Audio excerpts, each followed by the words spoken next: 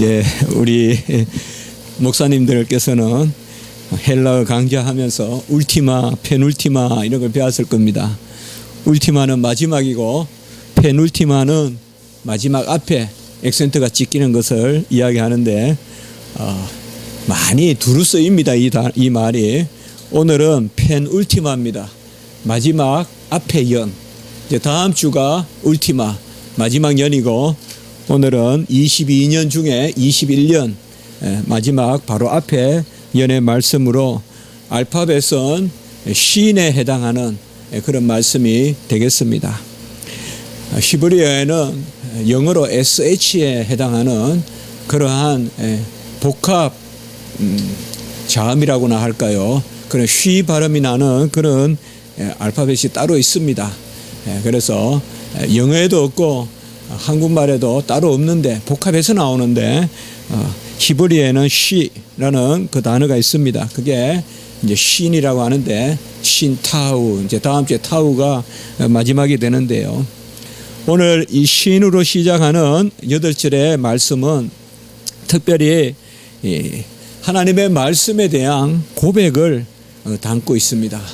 아마 이제 말씀이 종점을 향하여 가는 가운데서 더욱 고백하고 그리고 다음 주에 이제 피날레로 강구하는 그런 말씀으로 대미의 119편이 대미를 장식하는 그런 경우가 되겠습니다.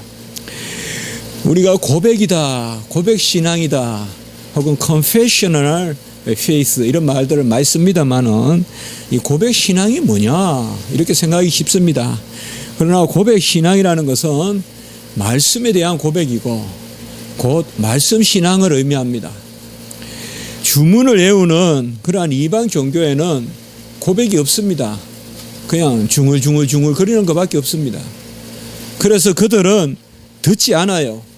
들을 필요가 없어요. 왜요? 주문이기 때문에 그냥 반복되는 동작으로 중얼중얼 뭐 빈다 하고 또 알지도 못하는 대체로 보면 전승 민간 신앙, 민간 종교 이런 데가 보면 다 이 주문을 가지고 있어요. 중얼 거리고. 또 기독교라 하면서도 의식을 중요시하는 그런 우리 동방교회라든지 또 로마 캐톨릭이나 이런 데도 보면 뭔가 이렇게 좋게 보면 암송이지만은 뭔가 말을 자꾸 반복하는 그런 부분들이 있습니다. 어떻게 보면 우리 개혁신앙은 이러한 약속된 반복된 말 이런 것들을 하지 않습니다. 신앙 고백은 하지만은 그것은 뭔가 바로 고백신앙이라는 건데요. 고백신앙은 가장 중요한 것이 들어야 돼요. 고백신앙에는 들음이 있고 고백이 있는 거예요. 들음이 없이 고백한다는 것은 이것은 역시 주문이에요. 말씀을 하나도 듣지 않고 고백을 한다. 이것은 이미 고백도 아니고 그저 내 속에 새겨지는 그러한 주문일 뿐입니다. 바로 오늘 시편에서 이 고백이라는 개념이 뭐냐? 특별히 내가 여호와의 말씀을 사랑한다. 오늘 163절, 165절, 167절에 보면 바로 이 사랑한다. 아하브라는 그러한 동사가 3번 이렇게 등장하거든요. 그리고 여호와의 말씀을 경외한다. 또 여호와의 말씀을 즐거워한다. 이런 말씀들이 오늘 계속 들어 있습니다. 우리는 하나님의 말씀을 듣기를 힘써야 되고 또 하나님은 우리에게 말씀을 들려주시기를 기뻐하십니다.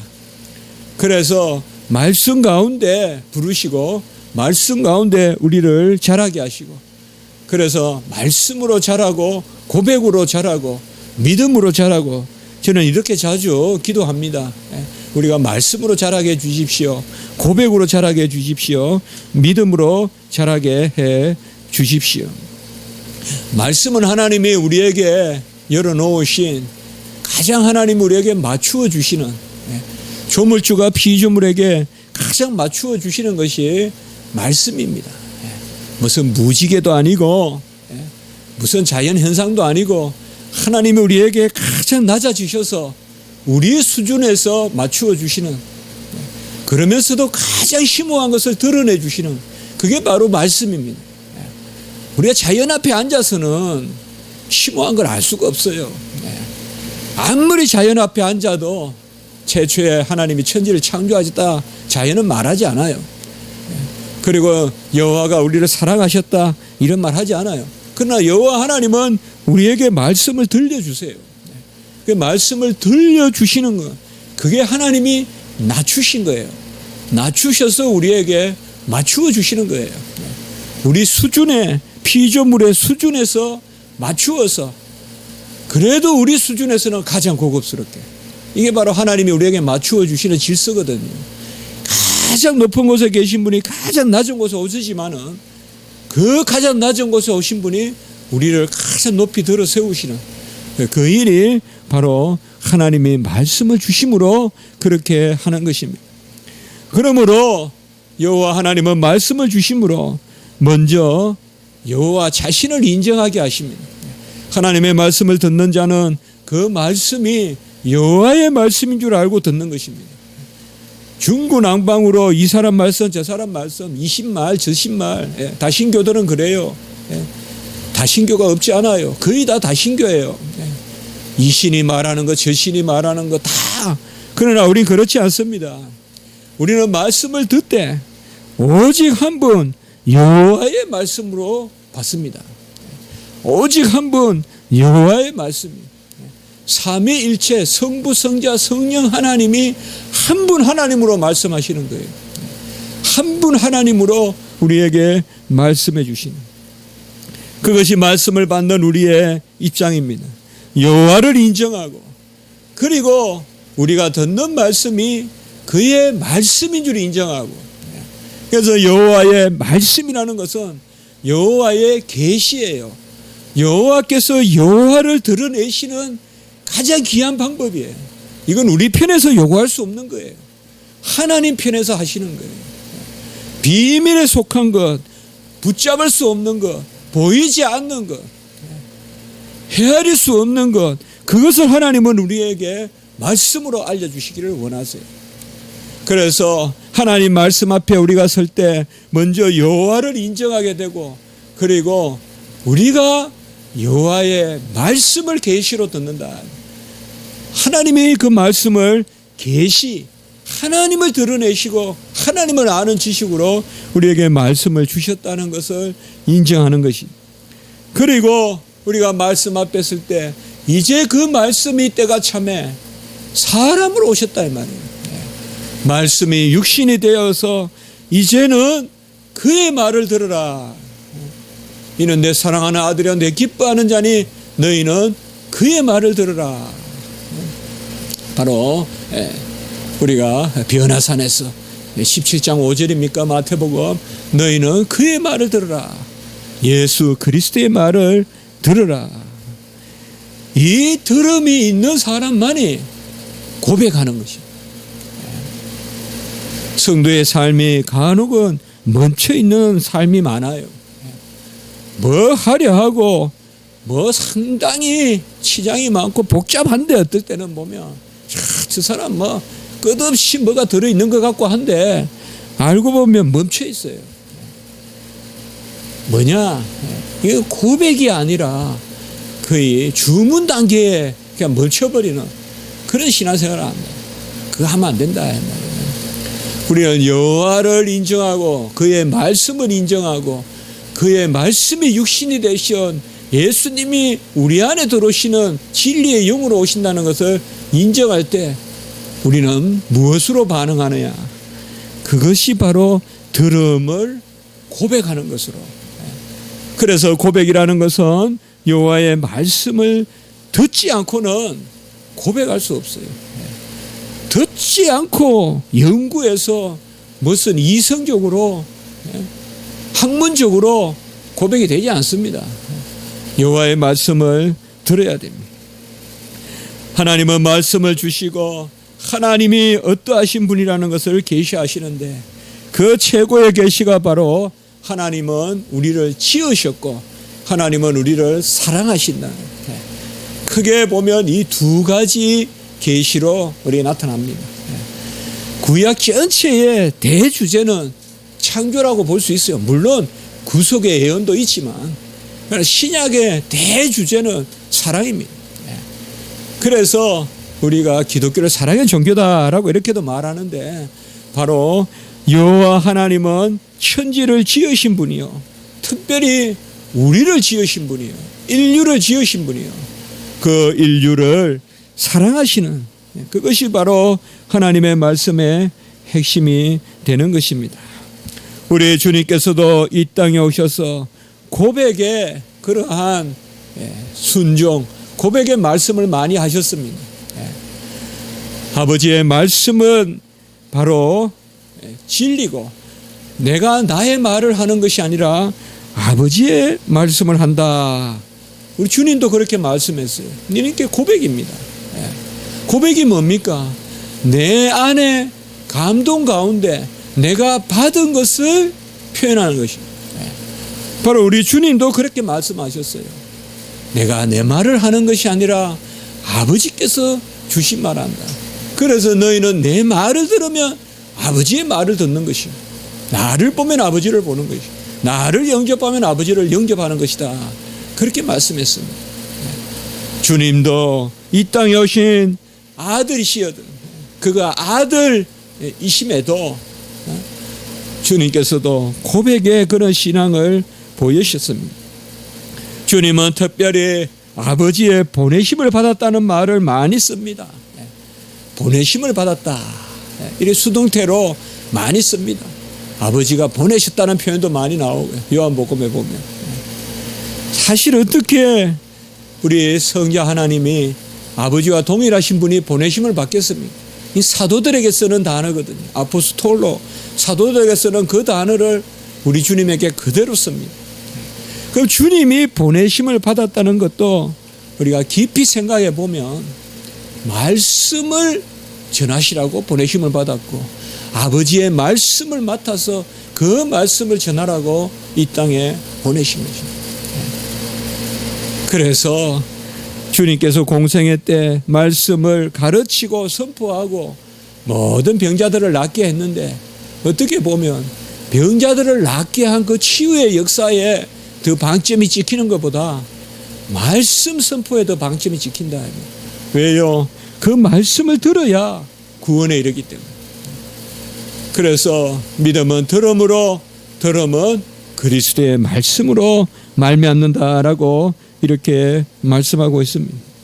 오늘 제가 시편 말씀을 이렇게 들어가기 전에 서론을 길게 이렇게 말씀을 드리는 것은, 구약에 있어서의 이 고백이라는 개념, 과연 구약의 고백 신앙이 있을 수 있느냐? 구약은 예표적 신앙인데 고백 신앙이 있을 수 있느냐? 고백 신앙도 예표적으로 보면 돼요, 우리가. 구약은 믿음으로 구원에 이르지만은 예표적이에요. 구약은 고백으로 하나님 앞에 나아가지만은 예표적이에요. 여기 예표적이란 말은 불완전하다는 말이 아니에요. 오실 예수님이 이루셨기 때문에 그들도 역으로 은혜를 받는다는 뜻이에요. 구약의 백성들의 믿음이 불완전하다 그러면 안 돼요. 예표적인 것과 불완전한 건 달라요. 잘 구별하셔야 돼요. 예표적인 것을 불완전하다 그러면 세대주의가 되는 거예요. 예표적인 것을 불완전하다 그러면 아브라함은 구원을 못 받은 게 돼요. 예표적인 것은 그들은 아직 예수님이 오신 것을 바라보지 못하고 그가 오셔서 다 이루신 영을 받지 못했다는 뜻이지, 구약의 구원은 불완전하니까 예수님이 지옥에 내려가서 연옥에 가서 로마 캐톨릭 같이 그 불완전한 자들에게 마지막으로 은혜를 크게 베푸셔서 덧붙여 주셔서 그들을 끄집어낸다, 이러한 발상이 나오는 것인데, 이것은 예표와 불완전한 것을 잘 구별을 못해서 하는 이야기예요. 구약 신앙도 고백 신앙, 고백 신앙이에요. 하나님의 말씀을 새기고 하나님의 말씀을 아멘하고, 이러한 오늘 고백의 신앙. 저는 아까 울티마, 페놀티마라고 했지만은 다음 주에 보면 이제 그 기도가 강하게 나타나요. 이제 마지막으로. 그리고 바로 앞에 오늘 말씀에서는 이 고백이 강하게 나타난다는 것은 우리에게 시사하는 바가 많습니다. 먼저 말씀 안에 우리가 반응하지 않고는 정말 이거 버리면 안 돼요. 아무리 덥고 아무리 땀이 나도 미묘한 이 말씀의 반응을 우리가 귀하게 여겨야지. 귀찮아. 뭐 굳이 그렇게 살아. 믿으면 되지. 그거 아니라 이 말이에요. 그 말이 안 된다 이 말이에요. 하나님의 말씀을 듣고 그 말씀이 오늘 8절을 통하여서 이제 전개되고 있습니다. 특별히 오늘 말씀은 어떤 구조를 잡기가 어려워요. 그러나 이런 것들은 우리가 자주 볼 수는 있었어요. 그러나 오늘 말씀은 우리가 한 절 한 절 이러한 고백이 어떻게 나타나는지를 살펴보는 것으로 오늘 말씀은 우리가 보면 될 것이라고 여깁니다. 161절에 먼저 보면 나의 마음은 주의 말씀만 경외하나이다 이렇게 이야기하고 있습니다. 이것을 우리는 고백이다라고 말해야 됩니다. 이러한 직설합법 나는 뭐 한다라고 이야기할 때 어떤 리포트가 아니고 어떤 자랑이 아니고 고백입니다. 고백이라는 것은 내가 그러하외다라고 말하지만 가마를 표현하는 거지 내가 어떻다는 걸 표현하는 거 아닙니다. 궁극적으로 은혜 가운데서 내가 주의 말씀만 경외하나이다. 절대 안 되거든요. 우리는 말씀 전하는 설교도 절대 안 됩니다. 하나님이 끈을 놓으시면 안 됩니다.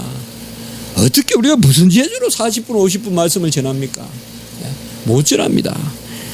하나님의 말씀을 경외한다는 것은 주님께서 우리에게 말씀을 주시기 때문에 주님이 우리 안에 말씀에 감동을 주시기 때문에 전에도 한번 말씀을 전한 기억이 있습니다.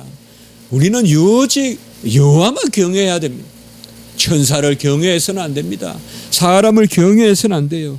그러나 성경에서는 하나님 외에 또 경외하라는 이 대상이 오직 한 대상이 바로 말씀을 경외하라는 말이 나와요. 이건 하나님을 경외하라는 것과 같은 거예요. 말씀을 경외하라 이라면 그 말씀 여호와 하나님만 경외해야지 왜 말씀을 경외하냐. 말씀은 뭐 있거나 없거나 할 수도 있지만 여호와 하나님이 항존하시고 영존하시는 분 아니겠냐라고 생각할 수 있지만 그 말은 생각이 못 미치는 것이요. 바로 여호와는 살아 계시고 역사하시고 스스로 드러내시는 그 삼위일체 하나님이시기 때문에 여기에서 말씀을 경외한다는 것은 우리가 들리는 어떤 그런 소리 어떤 문자적 어떤 의문 그걸 경외한다는 것이 아니라 말씀으로 살아계시는 그 여호와를 경외한다라고 이렇게 말씀하고 있습니다. 여기 다바르란 말을 쓰는데요. 르므 다바르카 르므 다바르카 원어에는 보면 2번 나옵니다. 이게 뭔가 하면 주의 말씀 그것만 경외한다 이렇게 아주 유일한 말씀이라는 것을 강조하고 있습니다. 우리 번역에는 한 번만 이렇게 나오지만 히브리어는 르므 다바르카 당신의 말씀만 경외하나이다 라고 이렇게 표현되어 있습니다. 여호와의 말씀을 들을 때 우리는 여호와를 만납니다. 여호와의 말씀을 들을 때 내 영혼이 살아납니다. 내 영혼이 살아서 반응합니다. 내 영혼이 그때 살아있음을 우리가 알게 됩니다. 세상의 고관들은 이것을 거역합니다. 이게 핍박입니다. 미쳤다 바울 네가 미쳤구나. 아니죠. 고관들은 거짓으로 나를 핍박하오니라고 이렇게 말하고 있습니다. 우리가 10,000번 전하면 뭐 하겠습니까? 말씀대로 살아야 하나님이 기뻐한다는 것을 1초라도 새겨야 그게 신앙인이지. 그거 내팽개치고 나는 그냥 신앙인이다. 그렇게 우리가 할 수가 있겠습니까? 세상은 평화로울 때는 공존해요. 평화로울 때는 교회도 인정해요. 말씀을 듣고 사는 사람들도 인정해요. 그러나 급하면 그 말씀 자꾸 말씀 그러나 그냥 지금이 어떤 때인데 빨리빨리 우리가 뭘 해봐야지 자꾸 말씀만 하면 되냐? 그거 아니다 이 말이에요. 그거 아닙니다.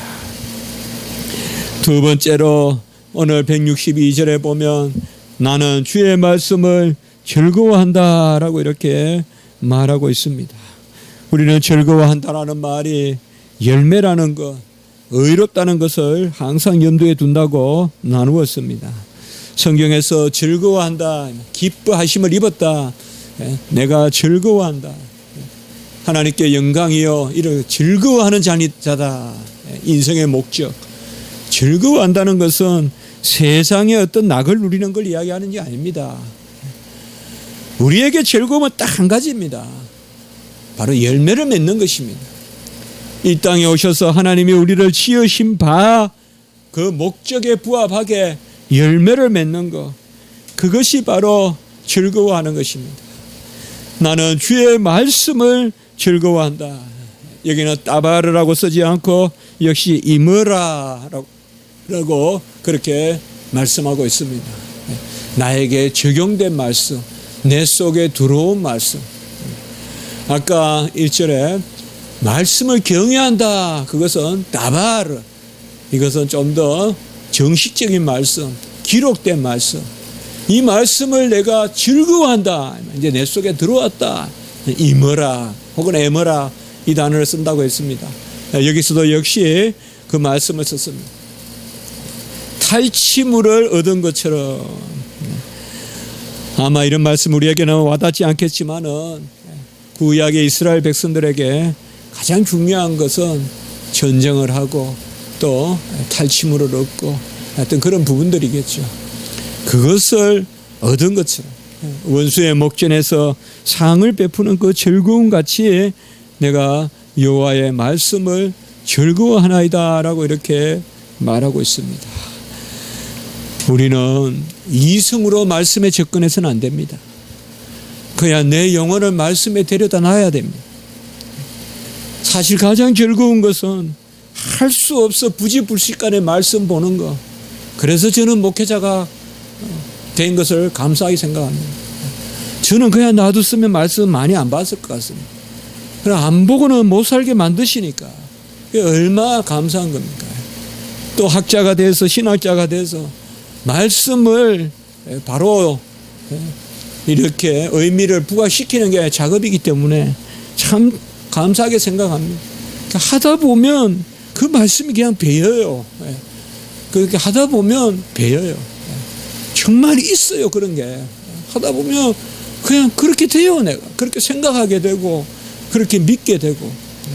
그래서 하나님의 말씀을 즐거워하는 건데 잘 기억할 것은 이 내 속에 또 다른 나 육체의 소욕을 쫓는 내가 즐거워하는 게 아니라는 거예요. 내 육체의 소욕을 쫓아서 말씀에 접근하면 안 됩니다. 내 속의 속사람이 말씀을 즐거워하기 때문에 어쨌든 이것을 연결고리를 육체가 시켜주는 작업을 해야 돼요. 우리가. 그런데 내 육체가 즐겁기 때문에 하나님의 말씀을 내가 즐거워한다. 이건 잘 안 되는 거죠. 육체는 시시각각으로 말씀을 멀리합니다. 조금만 무슨 일 있으면 말씀 같은 거는 그냥 아무것도 없어요. 말씀 같은 건 아무것도 없어요. 그냥 끝까지 그냥 말씀 없는 무법자 같이 행동해요. 조금만 무슨 일이 있으면 평소에는 말씀 하다가도 조금만 뭐 있으면 그냥 끝간데 없이 그냥 이성적으로 판단한다고. 내 즐거운 대로 내 육체가 즐거운 대로 그냥 판단해 버린다. 부정한 종의 말씀을 전하지만 이거 우리가 바뀌어야 안 되겠습니까? 이거 우리가 바뀌어야 돼요. 이거 바뀌어야 돼. 평소에 좋을 때 다 말씀 보죠. 우리 교회도 바뀌어야 되고 우리 총회도 바뀌어야 돼요. 급하면 사랑도 없고 덕도 없고 참음도 없고 무슨 성령의 은사가 어디 갔는지도 없고 그냥 끝간데 없이 해버리는, 그게 마침내 여호와도 인정해주고 여호와도 그냥 살아왔던 간섭대로 옛날부터 그래 해왔으니까 우리도 이렇게 해도 인정하실 것이고, 그게 아니라는 것입니다. 163절에 보면 사랑한다라는 말씀이 나옵니다. 토라, 주의 말씀을 사랑한다. 사랑이라는 말은 인격적인 개념입니다. 내 자신이 여호와의 율법을 사랑한다. 거짓을 미워한다라고 했습니다. 굶더라도 이 자리에 서면 좋겠습니다. 배를 굶더라도 배를 골더라도 거짓을 미워하고 하나님의 법을 사랑하는 자리에 서면 좋겠습니다. 이게 우리 인생의 의미 아니겠습니까? 내 목구멍이 포도청이라고 그저 내 양심 팔고 거짓에 동성하고 한 번쯤이야 어때 하면서 거짓을 눈 감아주고 그렇게 살지 말고요. 그렇게 살지 말고요. 왜요? 주의 율법은 언약의 법입니다. 우리가 굶을 끝에도 우리가 공고함이 있을 것 같아도 주의 율법을 사랑할 때 하나님은 우리를 붙드십니다. 거짓에는 언약이 없습니다. 약속이 없습니다. 겨와 같습니다. 티와 같습니다. 그것을 우리가 기억하셔야 됩니다. 주의 율법을 사랑하니이다 라고 이렇게 말하고 있습니다. 우리가 119편이나 이런 것을 읽을 때 항상 연두에 둘 것은 주의 율법을 사랑한다, 주의 말씀을 경외한다. 이것은 삼일체 하나님이라. 그래서 다시 이분법적으로 하나님 따로 계시고 말씀 따로 있고 그렇게 볼 것이 아니다. 우리가 여호와를 사랑한다. 그래서 신명기에도 보면 6장에 보면 유일신에 대한 그러한 쉐마를 이야기하고 들어가나 나가나 앉아나서나 말씀 보라고 나오잖아요. 같이 있다 이 말이에요. 같이. 여호와를 경외하는 것은 말씀을 경외하는 것이요, 말씀을 경외하고 사랑하는 것은 여호와를 경외하고 사랑하는 것입니다. 말씀을 어디 유물같이 깊은 장로 속에 감춰놓고 여호와를 사랑한다, 기도한다, 다 의미가 없는 이야기다 이 말이에요. 164절에 보면 내가 7번씩 주를 찬양하나이다. 계속 고백이 나옵니다. 경외한다, 즐거워한다, 사랑한다, 찬양한다. 7번씩 찬양한다 이런 말이 나올 때 구약에서는 그저 집에서 7번 일어나서 찬양한다는 게 아니라 좀 더 성전에 7번 가고 그렇게 우리가 좀 더 공식적으로 생각하면 됩니다. 몇 번이나 드렸다. 그러나 너무 숫자적으로 볼 것은 아닌 것은 7번씩이라는 말은 항상 내가 찬양한다. 그렇게 보셔도 또한 무리가 없겠습니다. 분명하게 믿습니다. 여호와의 말씀은 힘이 있습니다. 우리를 다시금 일으켜 세웁니다. 어떤 고난과 역경이 닥쳐도 여호와의 말씀에 부착하여 사는 이상 우리에게 찬양이 떠나지 않습니다. 하나님의 말씀은 나에게 힘을 줍니다. 묘한 능력이 있어서 기묘한 역사가 내 속에서 일어납니다. 여호와의 말씀이 확 소망으로 나를 새롭게 합니다. 완전히 뼈밖에 없어요. 내 모습을 보면 정말 저 아리조나 사막의 딩구는 동물의 뼈와 똑같아요. 에스겔 골짜기에 그러한 사람의 뼈와 똑같아요. 말씀이 들어오면 확 살아나는 거예요. 말씀이 들어오면 확 살아납니다. 그때 우리가 찬양 안 할 수가 없어요. 힘든 일이 있습니까? 어려운 일이 예상됩니까? 같이 합시다. 주의 말씀이 있사오니 우리가 어디로 가오리까? 말씀이 주께 있사오니 종이 어디로 가오리까? 베드로가 말했다. 그 놀라운 여호와의 말씀의 역사가 우리 안에 있습니다. 찬미가 나오고요, 고백이 나오고. 뭐 친구가 있어야 되겠어요. 무슨 묘수를 우리가 발견해야 되겠어요. 무슨 지혜자를 찾아가서 깨를 발견해야 되겠어요. 말씀이 있으면 다시 살아납니다. 묘하게 이 말씀이 우리를 다시금 살립니다. 166절에는 어떤 고백이라기보다 이 시편 기자가 이렇게 뭐하니다 고백할 때는 간혹 이렇게 또 한번 있는 그대로 주의 법을 사랑하는 자에게는 15절 주의 법을 사랑하는 자에게는 샬롬이 있으리니 그들에게 장애물이 없으리다 라고 이렇게 말씀하고 있습니다. 이것도 역시 내가 주의 법을 사랑할 때 내 앞에 장애물이 없으리라 라고 이렇게 말씀하는 것과 같습니다. 우리는 많은 경우 적들이 쳐놓은 올무에 넘어지는 것 같아도 자기 깨에 넘어갑니다. 자기 깨에 넘어가요. 지제주의 지가 넘어가요. 지제주의 지가 넘어가요. 자기 깨에 넘어가요. 여호와의 말씀이 우리 안에 역사하면요, 내가 내 깨부터 다스려야 돼요. 그러면 장애물이 없어요. 어떤 거침도 없습니다. 어떤 거침도 없어요. 무슨 세상의 대통령도 대도 무문이다, 큰 길에는 문이 없다, 한마디로 칸이 없고 간막이 없다, 크게 나간다는 뜻인데 옛날에 있는 말이죠. 그러나 우리 성경은 하나님의 말씀, 그곳에는 어떤 장애물도 없습니다. 이 말은 말씀을 믿고 말씀대로 행하라는 것이에요. 참 어렵습니다. 임박한 핍박이 보이는데 말씀대로 이방의 신상을 섬긴 제물을 먹지 않겠다, 말씀대로 나는 하루에 정하여 기도하겠다, 다니엘과 같이. 이게 쉽습니까? 쉽습니까? 우리가 맨날 옳다고만 해서 되겠습니까? 삶에 새겨봅시다. 나를 사자굴에 넣고 나를 불에 집어넣은 그 다니엘과 세 친구가 신상에 절하지 아니하고, 그거 간단하잖아요. 신상에 절할 수 있어요. 왜 안 했어요? 말씀대로 살아야 되니까. 뭐 자기 자존심이 상해서 신상 앞에 이방의 음식 뭐 자존심이 상해서 안 먹은 거 아니에요. 딱 한 가지예요. 말씀에 입에 대니까 안 한 거예요.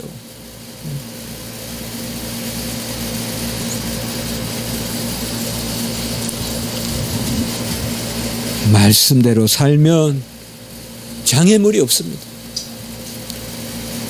이걸 믿읍시다. 우리가 뭐 깨를 내고 이렇게 하고 저렇게 하면 될 것 같아요. 말씀대로 엘리야 같이, 세례 요한 같이 잘못된 거 지적할 때 지적하고, 아합이라도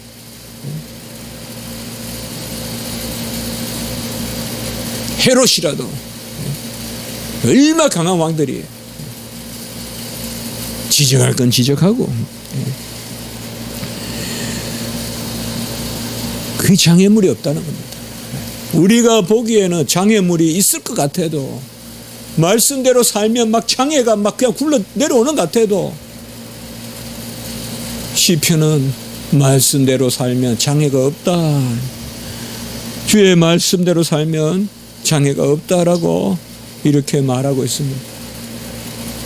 어떻게 보면 우리 앞에 장애가 많은 것은 말씀대로 안 사는 것이요, 또 그 결과를 말씀대로 받아들이지 않기 때문에 그렇습니다.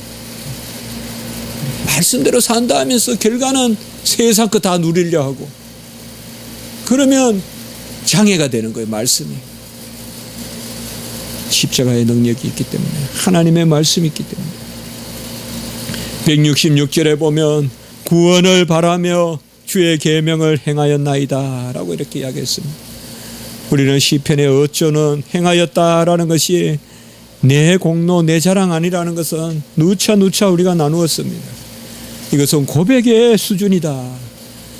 나에게 감동을 주시고 감화를 주셔서 주의 말씀에 섰나이다. 시편의 기자는 이러한 때가 있었던 거예요. 내가 어떻게 하오리까? 내가 어떻게 살리까? 밤새 기도하고는 결정을 해서 주의 말씀대로 살았다 이 말이에요. 이런 일이 있었다 이 말이에요. 시편 기자가. 그래서 내가 주의 계명들을 행하였나이다 라고 이렇게 말했습니다. 모호한 우리의 삶에서는 이러한 것들이 잘 눈에 띄지 않지만 모르드게나 예수도나 정말 죽음을 앞둔 사람들에게는 결단할 때가 있죠. 우리 찬송에도 어느 민족 누구게나 결단할 때 있다라는 찬송이 있지 않습니까? 그럴 때 어디에 서느냐? 이것은 준비해야 돼요. 우리가 준비해야 돼요. 아니면 평생 헛살아요. 평생 다 그냥 책잔 넘기듯이 넘기고 나중에 보면 아무것도 없어요. 책거풀만 남는 그런 인생을 살게 돼요. 우리가 그때 말씀을 조명해서 주의 구원을 바라며 계명들을 행했나이다. 총체적으로 나를 살리시고 다시 일으켜 세우시는 그 주의 계명들을 생각하면서 내가 주의 구원을 바라면서 계명을 행했다라고 이렇게 말하고 있습니다. 여러분, 우리도 시편 기자와 같이 고백하는 마음으로 정말 우리는 연약하고 부족하지만은 주여 우리가 이렇게 살게 해달라는 마음으로 어쨌든 죄와는 불의와는 거짓과는 타협하지 말고 말씀이 장애 덩어리같이 보이더라도 말씀에는 장애가 없다는 것을 기억하면서 막 말씀대로 살면 나를 죽이고 화살이 날라오고 막 그냥 함정이 그냥 막 그냥 나를 그냥 올무에 가두고 할 것 같아도 거기에 샬롬이 있고 거기에 우리 있다는 것을 우리가 기억하면서 167절에는 보면 내가 주의 증거들을 지켜 싸우니 증거라는 말은 계속 나오는 그 말씀이 에다라는 그런 말씀이죠. 내가 주의 증거라 하나님이 나에게 행하신 바대로 정말 부족한 종을 생각해 봤을 때 저는 간혹 그런 기도 한 번 해요. 삼손과 같이 주여 옛날과 같이 종을 다시 큰 은혜를 베풀어 주십시오.